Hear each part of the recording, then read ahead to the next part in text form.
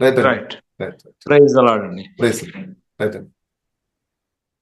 మహాపరిశుద్ధుడైన పరమ తండ్రి అయిన దేవునికి ఘనత మహిమ ప్రభావములు కలుగునుగాక. మీటింగ్ లో జాయిన్ అయిన పాస్టర్ రతీష్ గారికి, ఆయన కుటుంబ సభ్యులకు, మిగిలిన 13 మందికి వారి కుటుంబ సభ్యులకు ప్రభు అయిన యేసు క్రీస్తు వారి శుభప్రదమైన నామములో దీవెనలు, ఆశీర్వాదాలు ప్రకటిస్తూ ఉన్నాను. మీ అందరినీ మరొకసారి ఈ రీతిగా దేవుని వాక్యము ద్వారా కలవడం అది ఒక మహా ధన్యత, మహాభాగ్యముగా ఎంచుకొనొచ్చు. మరొకసారి నా దేవదేవునికి వందనాలు చెల్లిస్తున్నాను.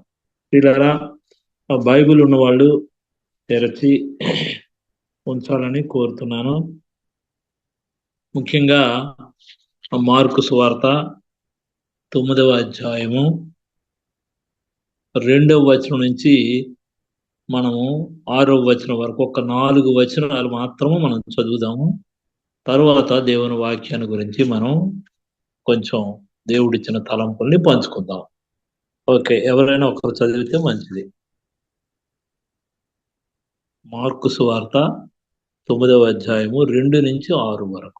6 దినములైన తర్వాత యేసు పేతురును, యాకోబును, యోహానును మాత్రము వెంటబెట్టుకొని ఎత్తైన ఒక కొండ మీదికి ఏకాంతముగా వారిని తోడుకొని పోయి వారి ఎదుట రూపాంతరం పొందెను.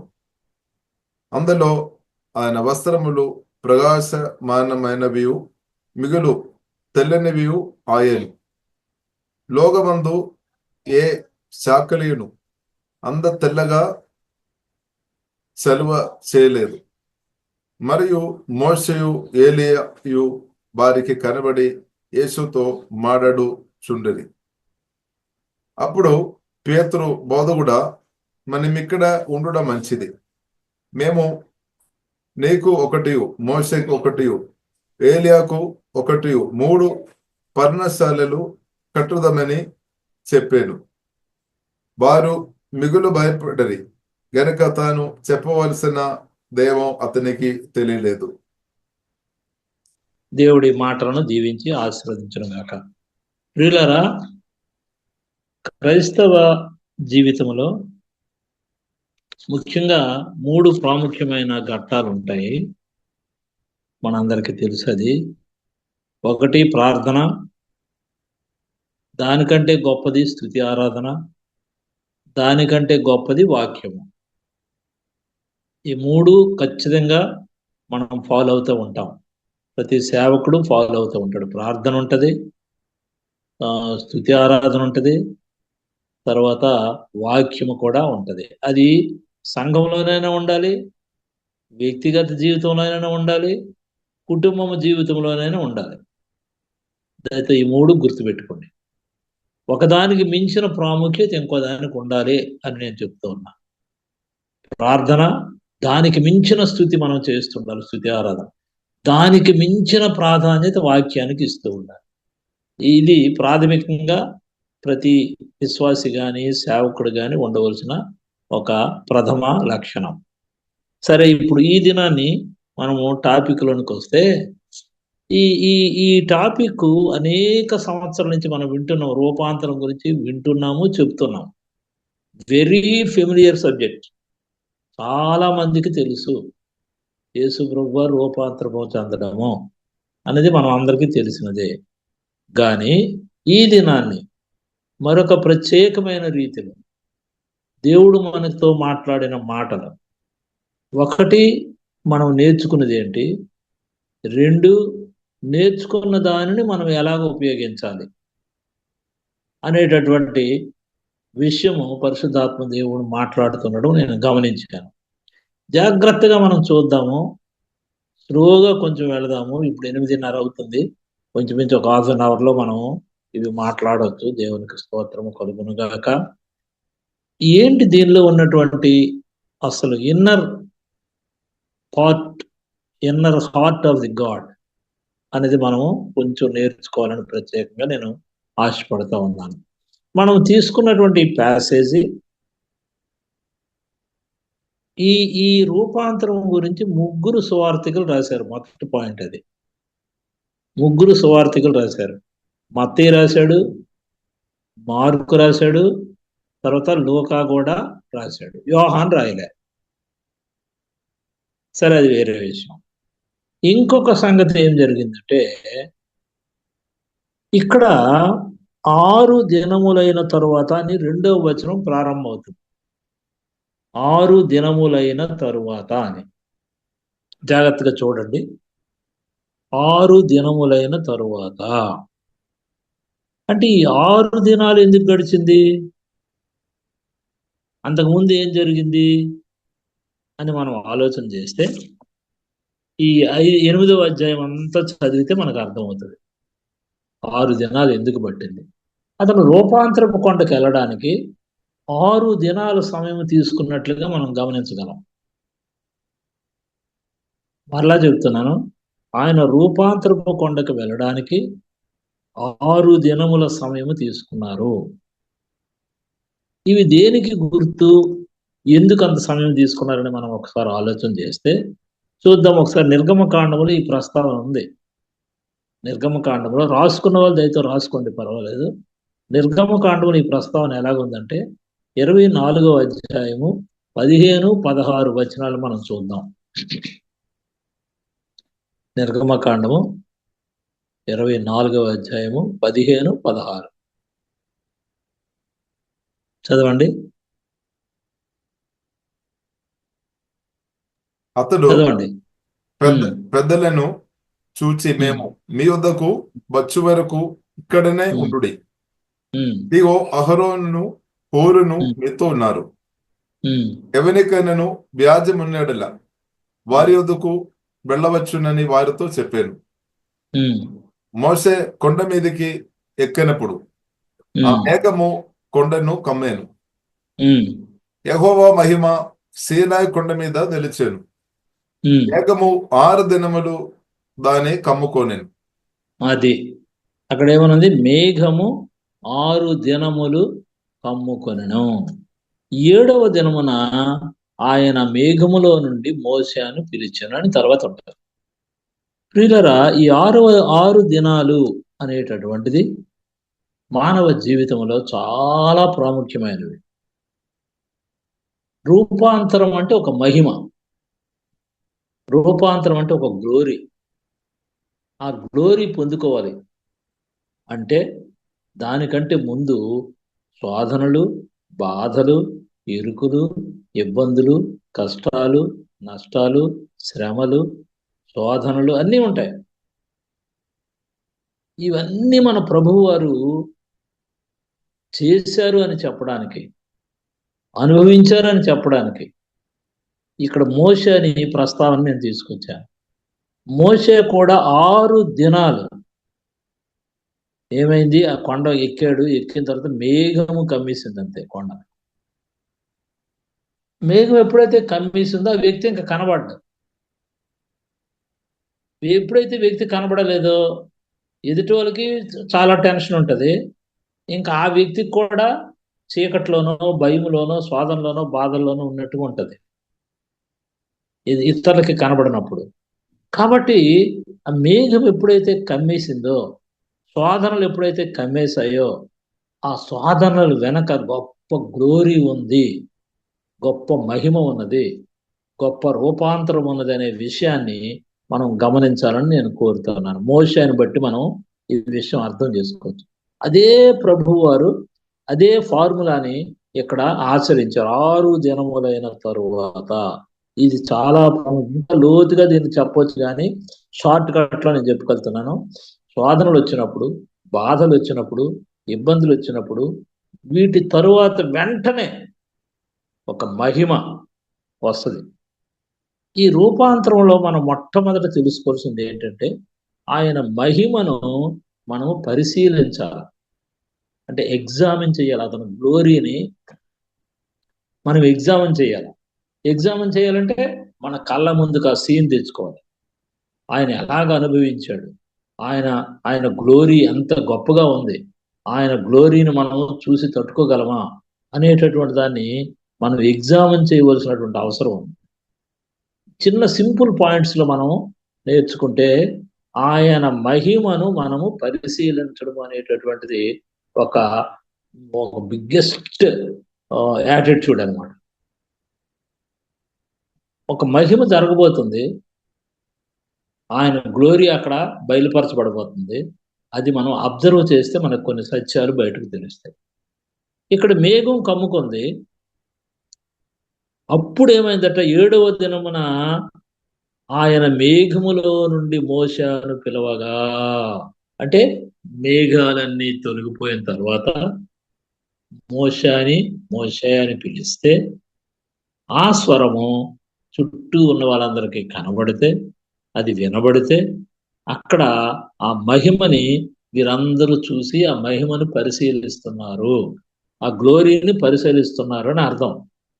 ఒకసారి మనం చూస్తే ఈ 9వ అధ్యాయం నుండి 2వ వచనం చూద్దాం. ఇప్పుడు మనం చదువుకున్నదే ఏమని ఉందంటే, అక్కడ యేసు పేతురును, యాకోబును, యోహానును మాత్రము, అది అండర్లైన్ చేసుకో, యోహానును మాత్రమే.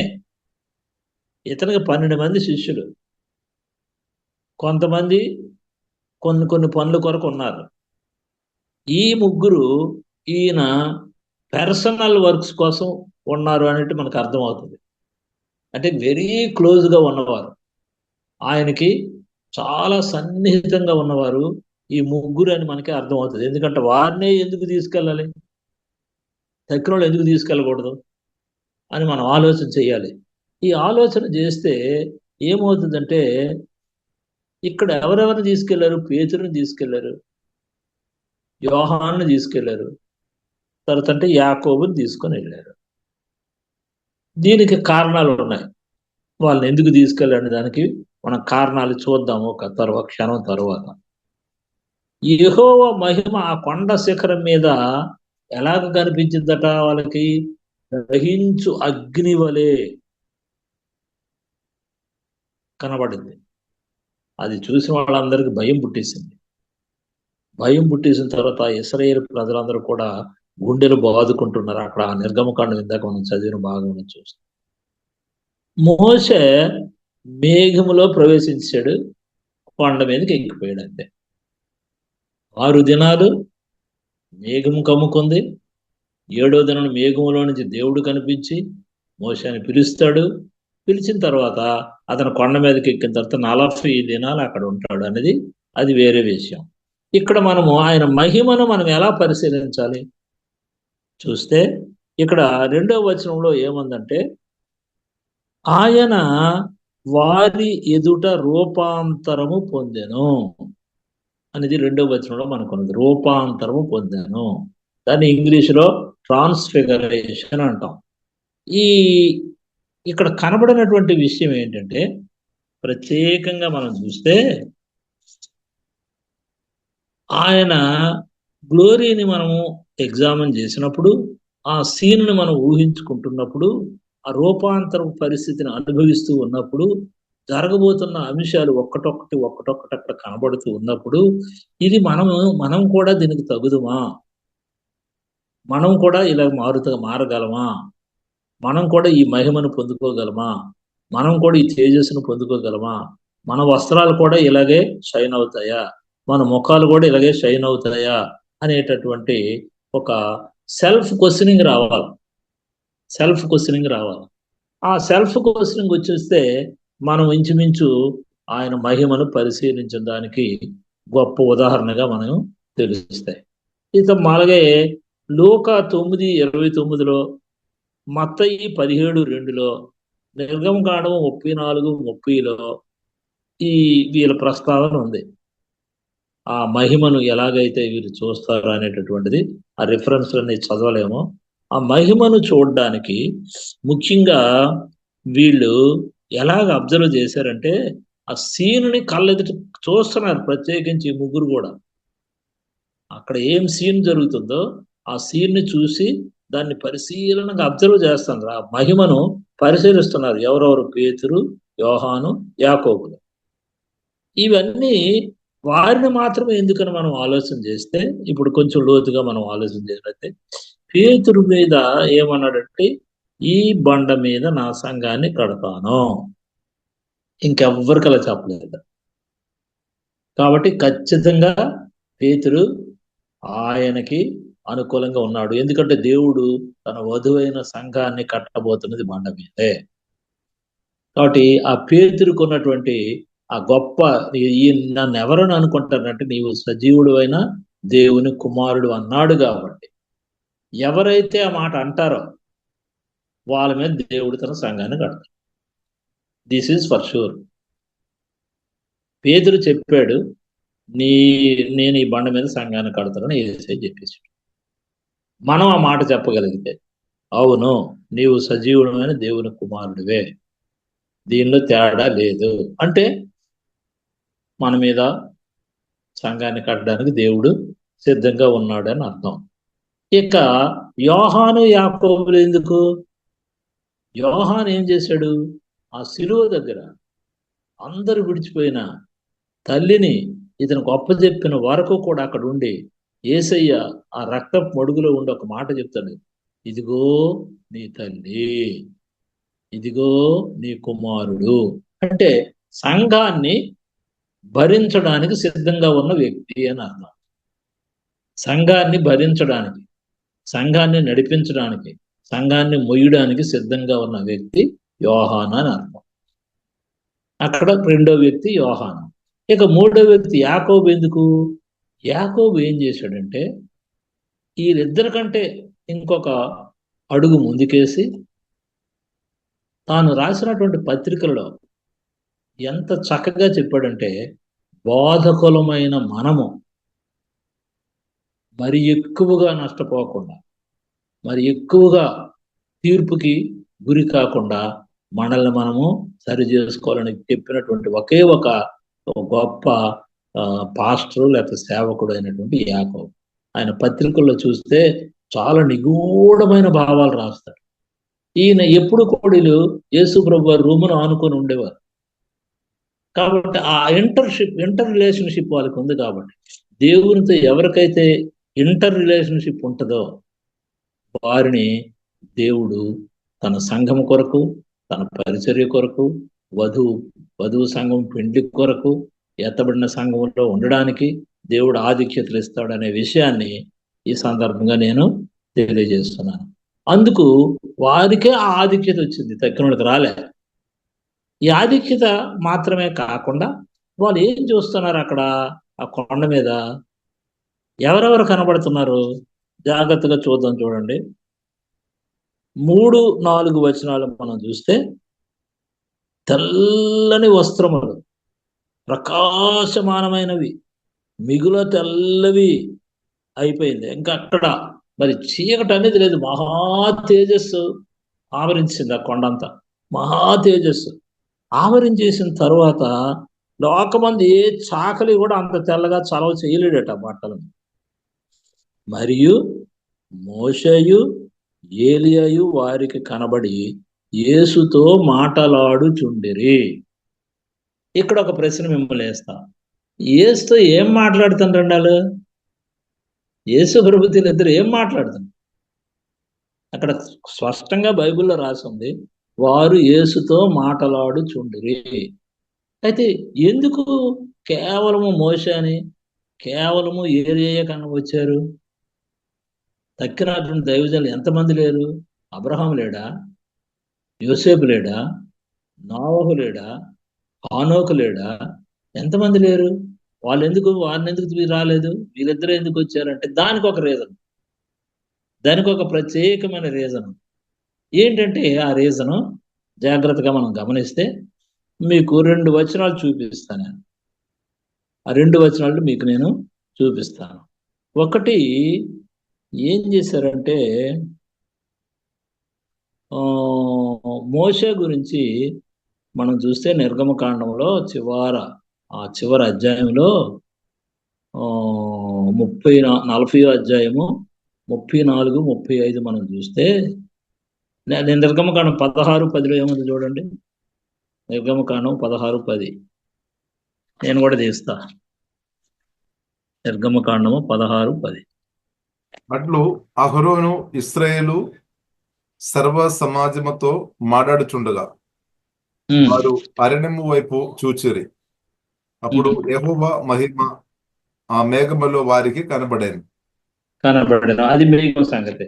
అలాగే ఈ 30లో ఆఖరిని 40 అధ్యాయం 34, 35 వచనాలు చూస్తే 40 అధ్యాయం 34, 35 వచనం. 40 అధ్యాయం. అప్పుడు మేఘము ప్రదేశపు గుడారమును కమ్మగా యెహోవా తేజస్సు మందిరమును నింబెను. ఆ మేఘము మందిరం మీదే నిలుచుడ చేత మందిరము యెహోవా తేజస్సుతో నిండెను. అవును. ఓకే, సరిపోయింది.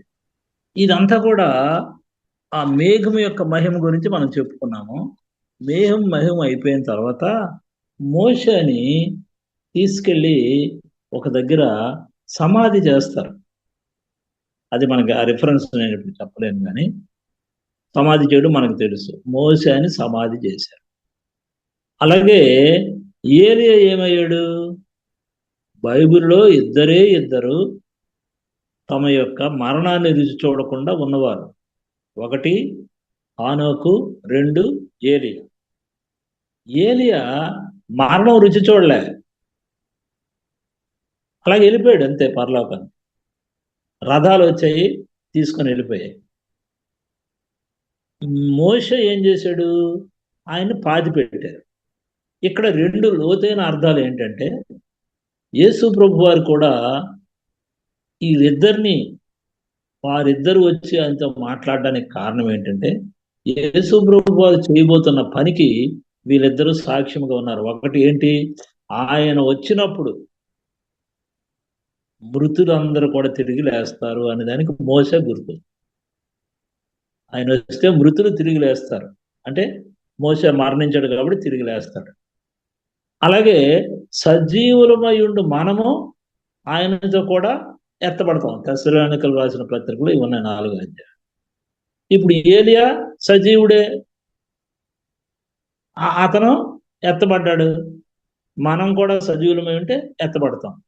ఒకటి మరణానికి గుర్తుగా మరణించిన వారు లేపబడడం, అంటే నిద్రించిన వారు లేపబడడానికి మోషే గుర్తు అయితే, సజీవులు లేపబడతారు ఎత్తబడతారు అనే దానికి ఏలియా గుర్తు. ఇంకొక రహస్యం ఏంటంటే, మోషే ఏం తీసుకొచ్చాడంటే మనకి లా తీసుకొచ్చాడు, ధర్మశాస్త్రాన్ని తీసుకొచ్చాడు మోషే. అసలు ధర్మశాస్త్రానికి మూలం ఎవరు? యేసు ప్రభు. అతనే ధర్మశాస్త్రం. నేనే వాక్యము, ఆది యందు వాక్యము ఉండను, వాక్యము దేవుడే ఉండను, వాక్యమే దేవుడే ఉండను, వాక్యమే ధర్మశాస్త్రం. కాబట్టి ధర్మశాస్త్రాన్ని చూపించిన వాడు మోషే అయితే, మళ్ళీ యేసు ప్రభు గారు ఇంకోదని అంటారు, నేను ప్రవక్తల వచనములైనను కొట్టివేటుకు రాలేదు. ఏలియా ప్రవక్త. ధర్మశాస్త్రాన్ని తెచ్చినవాడు మోషే, ప్రవచనాలు చెప్పినవాడు ఏలియా. కాబట్టి వీళ్ళిద్దరూ రావడానికి యేసు ప్రభు వారు ఈ 2 నెరవేర్చారు అనడానికి వాళ్ళ పేర్లు కూడా ఇక్కడ మనకి రావడం జరిగింది. అయితే ఏం మాట్లాడుతున్నారు యేసు ప్రభుతో? వీళ్ళు ఏం మాట్లాడుతున్నారంటే, పొందబోవు శ్రమలు, సిలువను ఎదుర్కోవడం, దాని మీద హింసించబడడం, దాని మీద స్వరూపమైన సగటైన లేకుండా ఉండడం, ఆయనతో ఇవన్నీ నువ్వు ఖచ్చితంగా అనుభవించవలసిందే. ఇవి నీకు దాచిపెట్టబడి ఉన్నాయి. ఇవి నీకు ధైర్యపరచడానికి మేము వచ్చాము, నిన్ను కంఫర్ట్ చేయడానికి మేము వచ్చాము. కాబట్టి నువ్వు దీన్ని ఎదుర్కొన్నప్పుడు మరలా అలాగ ఉండిపోము, కానీ 3వ జన్మ తిరిగి లేస్తావు. నీ స్వజనులే నిన్ను ఈ రకంగా చేస్తారు. ఎన్ని చెప్పినా, ఎంత బాధలు, అతని రక్తము కన్నీరులా కారుతున్నా సరే, వీళ్ళ మాటల వలన ఆయన ఆదరించబడ్డారు అనేటటువంటి సత్యాన్ని మనం తెలుసుకున్నాం. ఇప్పుడు మనం 4 సీక్రెట్లు తెలుసుకున్నాం. 1 6 దినములు, తర్వాత 7వ దినములో మహిమ. 6 దినాలు మేఘములు అంటే శోధనలు, బాధలు అన్నీ. తరువాత మహిమలో దేవుడు ప్రత్యక్షమై ఆయన ఆ తేజస్సును చూడడం. తర్వాత రెండో విషయం అది. మూడో విషయం ఏంటి? ఎందుకు పేతురు, యోహాన్లు, యాకోబులు? అలాగే నాలుగో విషయం ఏంటి? ఏలియా, యాకోబే ఎందుకు? ఏలియా, మోషేలే ఎందుకు? ఐదో విషయం ఏంటంటే ఆయన మహిమను మనం ఎలా పరిశీలించాలి? మోషేని చూడగలిగాం, ఏలియాని చూడగలిగాం, వారికి మరి అనేక రకములైనటువంటి కనబడి వారితో మాట్లాడిన యేసయ్య వారితో మాట్లాడడం అనేది ఒక మహా అద్భుతం. వాళ్ళ కాలం ఎక్కడ, ఈయన కాలం ఎక్కడ? అప్పటికి ఈయన వయసు ఎంత, అప్పటికి వాళ్ళ చరిత్ర ఎంత ఉంది? అయినా సరే దేవుని సంకల్పం ఆది యందు ఈయనున్నాడు అని చెప్పడానికి, ఆనాటి నుంచి ఈనాటి వరకు నేనే ఆది సంభూతుడను, సర్వశక్తి గల దేవుడను, ఆదిలో ఉన్నవాడను, అల్ఫాయు ఓమెగా ఉన్నవాడను అని చెప్పడానికి సాదృశ్యముగా ఇవన్నీ మనకి చెప్పబడ్డాయి. కాబట్టి మేఘము ఆయన్ని కమ్మిన తర్వాత, ఆయనతో మాట్లాడిన తర్వాత వారు ఇంకొక మాట చెప్తారు అక్కడ. ఏం మాట్లాడితే, ఒకటి చెప్పాను నేను ముందు, మనం ఏం చేయాలి? ఆయన మహిమను పరిశీలించాలి. ఇప్పుడు రెండవది, ఆయన గొప్పతనాన్ని మనం హెచ్చించాలి. అంటే ఆయన వాక్యాన్ని, ఆయనే వాక్యం కాబట్టి వాక్యాన్ని మనం హెచ్చిస్తూ ఉండాలి. ధర్మశాస్త్రాన్ని మనం హెచ్చిస్తూ ఉండాలి. వాక్యమైన యేసయ్యను మనము హెచ్చిస్తూ ఉండాలి. ఆయన నామాన్ని మనం అన్ని నామముల కంటే పైనామంగా దాన్ని హెచ్చిస్తూ ఉండాలి. ఈ మోషే సమాధి గురించి ఇందాక నేను చెప్పాను, 34వ అధ్యాయం 6వ వచనంలో ఉంది ఆయన సమాధి. ఈ ఏలియా గురించి 2 రాజుల గ్రంథం, రాజులు 2వ గ్రంథం 2వ అధ్యాయం 11, 12 వచనాలు కూడా ఉన్నాయి, ఏలియా ఎలాగ తీసుకెళ్ళిపోయాడు అనేటటువంటి. ఈ వస్త్రాలు అనేటటువంటి ఏంటంటే చాలా తేజస్సు, చాలా మహిమ, చూడలేనంత. ఇప్పుడు ఇందాక మన సహోదరులు మంచి పాట పాడారు, ఎవరు సమీపించలేని తేజస్సులో నివసించునా యేసయ్యా. ఎవరూ సమీపింపరాని తేజస్సు, ఆ తేజస్సులో నివసిస్తున్న యేసయ్యని వీళ్ళ ముగ్గురికి ఎంత ఆధిక్యత అండి అది. పేతురికి, యోహానికి, అలాగే యాకోబుకి. అలాగే ఇప్పుడు మన సహోదరులు ఇంకో పాట పాడారు, నేను ఏ మౌదునో నేనే మౌదునో, ఏ మౌదునో నేనే మౌదు. ఆయనతో ఎత్తబడ్డం అనేటటువంటిది అంటే ఆయన గొప్పతనాన్ని హెచ్చించడం అనేటటువంటిది ఆ పాటలో ఉన్నది. మన ప్రసంగానికి తగిన పాట అతను పాడారు. నిజంగా ఆయనకి చాలా చాలా ధన్యవాదాలు. అయితే ఆయన గొప్పతనాన్ని మనం హెచ్చిస్తూనే ఉండాలి ఎల్లప్పుడూ, సర్వకాల సర్వావస్థల యందు. ఆయన వస్త్రం, ఆయన ముఖమట చూడడానికి వీలు లేనంత తేజస్తో ఉంది. వీళ్ళందరూ ఇన్ని రకాలుగా ఉంటే పేతురు అక్కడ అడగని దానికి ఒక దానికి సమాధానం చెప్తాడు. మనకి కొంచెం ఆశ్చర్యం అనిపిస్తుంది. ఏమంటాడంటే, గబగబ వీళ్ళందరూ మాట్లాడుకుంటుంటే ఏలియా, తర్వాత మోషే, యేసయ్య మాట్లాడుకుంటుంటే దగ్గరికి వెళ్ళిపోయి, యేసయ్య నీకు ఒక పర్ణశాల, మరి మోషేకి ఒకటి, ఏలియాకి ఒకటి, ఎక్కడే కట్టేస్తాం 3 పర్ణశాల. అసలు ఇతను ఎవడు అడిగాడు? అది మరి వీళ్ళకి అక్కర్లేదా పర్ణశాలలో? అంటే అక్కర్లేని సంభాషణ అది. తన గురించి తను ఆలోచించలే. మీ ముగ్గురు కట్టేస్తారు, మరి వీళ్ళు ఏమైపోతారు? ప్రభుత్వం ఉండడానికి వీళ్ళకి అవకాశం ఎక్కడ ఉంది? చెప్పలేదు. మొత్తం మీద ఆ దుడుకుతనం వలన ఆయన చూడవలసిన దాన్ని ఆయనకి కనబడకుండా అక్కడ ఏమన్నాడంటే, ఆయన ఏం మాట్లాడుతున్నాడో వారికి అర్థం కాలేదని రాయబడింది. మనం చదివినటువంటి మార్క్స్ వార్త. ఏం మాట్లాడుతున్నాడు అనేది అర్థం కాలే. ఆ అర్థం కాకపోవడం వలన తొందరపడిపోయి ఒక మాట అనేసి, మీ ముగ్గురికే కడతానని తర్వాత గొప్ప వచనం మనకు కనబడుతుంది. 7వ వచనం చూడండి, మనం చదివిన దాంట్లో నిర్గమకాండం 9:7. నిర్గమకాండం మార్క్స్ వార్త 9:7, 9వ అధ్యాయం 7వ వచనం. మేఘం ఒకటి వచ్చి వారిని కమ్మగా, ఈయన నా ప్రియ కుమారుడు, ఈయన మాట వినుడని ఒక శబ్దము ఆ మేఘములో నుండి పుట్టెను. ఉమ్. వెంటనే వారు చుట్టూ చూచినప్పుడు తమ యొద్దనున్న యేసు తప్ప మరి ఎవరును వారికి కనబడలేదు. అది పేతురు తాలూకా హృదయ పరిస్థితి. ఇది పేతురు తాలూకా అబ్జర్వేషన్. ఎంత చక్కగా బైబిల్ సాగిస్తుంది చూడు. అడిగాడు, మీకు అందరికి కట్టేస్తాను అన్నాడు, మీరు కొంత దిగక్కర్లేదు, ఇక్కడే ఉండిపోండి అన్నాడు. కానీ మరుసటి క్షణంలో ఒక పెద్ద స్వరం వినబడ్డది, ఈయన నా ప్రియ కుమారుడు, ఈయన మాట వినండి. ఓ దైవజనుడా, ఓ దైవజనురాలా, ఈ స్వరం ఎప్పుడైనా విన్నావా? ఈ స్వరం ఎప్పుడైనా విన్నావా? ఇదిగో ఈయన నా ప్రియ కుమారుడు, ఈయన మాట వినండి. యేసయ్య మాట వినడానికి మనల్ని మనం సమర్పించుకోలేదా? యేసయ్య పిలుపుకు రాబడ్డానికి మనం సమర్పించుకోలేదా? సంపూర్ణ సేవకు మనము సమర్పించుకోలేదా? ఆయన మాట వింటే మనకి ఈ రూపాంతరం మనకి కూడా కలుగుతుంది. ఆయన మాట వింటే ఈ రూపాంతరపు తేజస్సు మనము కలిగి ఉంటాము. ఆయన మాట వింటే చేస్తే ఈ రూపాంతరంలో ఉన్న వస్త్రములన్నీ కూడా, మన వస్త్రములు కూడా వాటిలాగే ప్రకాశమానం అవుతాయి, శక్తివంతం అవుతాయి. అది ముట్టిన వాళ్ళందరికీ స్వస్థతలు వస్తాయి. ఆమేన్, హల్లెలూయా. కాబట్టి దైవజనుడా, ఓ దైవజనురాలు, ఏమిటి ఈయన నా ప్రియ కుమారుడని తండ్రి పిలిచిన పిలుపు మన గుండెలకు తాకితే, మన వస్త్రాన్ని తాకితే, మన ముఖాన్ని తాకితే, మోసే ముఖం చూసిన భయపడిపోయారండి.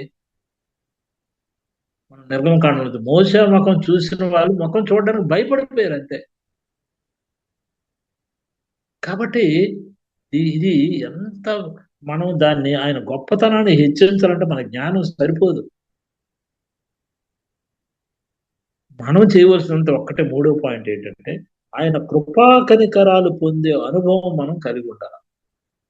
ఆయన కృపని, ఆయన కనికరాన్ని పొందే అనుభవం మనకుందా? మాటలు చెప్పడం కాదు, ఆయన కృపను మనం పొందుతున్నామా?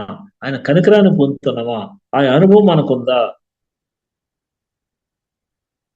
ఈ మార్కు 9:6 మనం చూసాము, భయము కానీ 7లో ఆయన మాట వినండి అనే ఒక భరోసా మనకి ఉంది.